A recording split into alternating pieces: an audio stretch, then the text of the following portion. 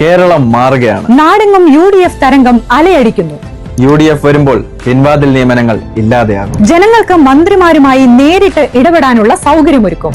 കേരളത്തിന്റെ മുഖച്ഛായ മാറ്റി ടൂറിസം വരുമാനം വർദ്ധിപ്പിക്കും. കുറഞ്ഞ വിലയ്ക്ക് ഭക്ഷണം വിളമ്പുന്ന ഇന്ദിരാ ക്യാന്റീനുകൾ വ്യാപകമാക്കും. ഇന്ദിരാ ഫാർമസികളിലൂടെ കുറഞ്ഞ നിരക്കിൽ മരുന്നുകളും ലഭ്യമാകും. വൃക്കരോഗികൾക്ക് ആശ്വാസവുമായി ഡയാലിസിസ് സെന്ററുകൾ വരും. AI പഠിക്കാൻ പ്രത്യേക AI ലാബുകൾ സ്ഥാപിക്കും.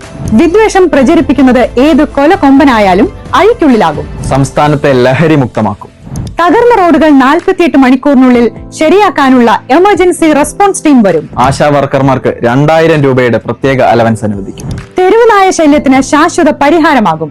കേരളം മാലിന്യമുക്തമാകും. കർഷകർക്ക് വേണ്ടി പ്രത്യേക പാക്കേജുകൾ പ്രഖ്യാപിക്കും. മലയോര മേഖലയിലെ കർഷകർക്ക് നിരുപാധികം പട്ടയം അനുവദിക്കും. വന്യജീവികളുടെ ആക്രമണം തടയാൻ AI സഹായത്തോടെ പരിഹാരമുണ്ടാകും. തീരദേശ മലയോര മേഖലകളിൽ ഹെൽത്ത് ക്ലസ്റ്ററുകൾ സ്ഥാപിക്കും.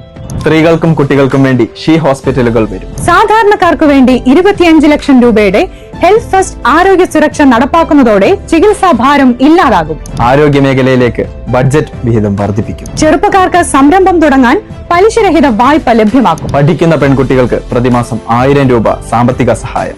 സ്ത്രീകൾക്ക് സർക്കാർ ബസ്സുകളിൽ സൗജന്യ യാത്ര. ക്ഷേമ പെൻഷൻ 3000 രൂപയായി വർദ്ധിപ്പിക്കും. ചരക്ക് ഗതാഗതത്തിന് വേണ്ടി കടലിലൂടെ പുതുവഴികൾ തുറക്കും. കേരളം ജയിക്കും. UDF നയിക്കും.